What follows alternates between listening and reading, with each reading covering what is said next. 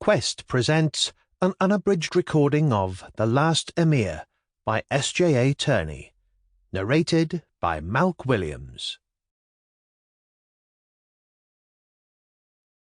Prologue.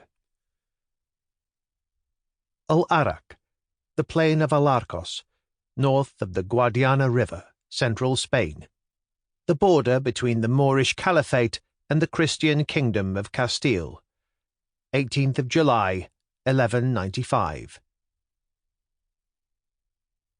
Abu Rashid Abdulaziz ibn al-Hassan sat astride his horse, sword gripped tight in mailed fist, eyes narrowed. They had suffered stronger setbacks over the first 3 hours of the battle than he had ever expected. The Christian knights had charged from the slopes beneath their castle and had smashed into the front lines like some great demon, sending men to heaven in droves, crushing the Berber volunteers and the other mercenary tribes.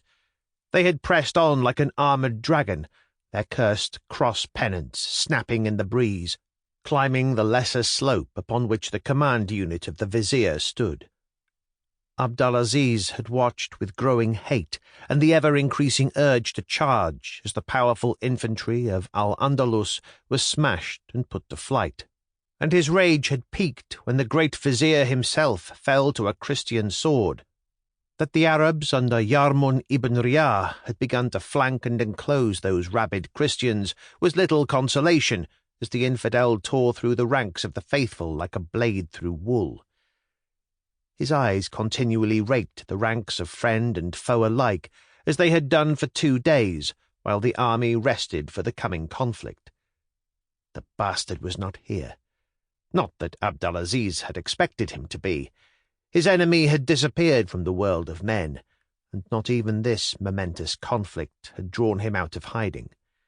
His irritation and anger reached new heights, and he glanced left, along the Almohad line, to the Sultan al-Mansur, who sat with a stoic patience. He almost exploded with pent-up aggression as the flag suddenly dipped, releasing the Almohad lines into the fray. Abdulaziz tore his gaze from his sultan and turned it instead upon the enemy. Despite their lesser numbers, the Christians had struck hard and achieved much, and even now were committing every man they could to press the attack and finish it. The accursed King of Castile himself rode among them, his red and white banner proudly displayed. Abdulaziz's great enemy was not there, but as always, he would sate his fury with a sea of Christian. Sample complete. Ready to continue?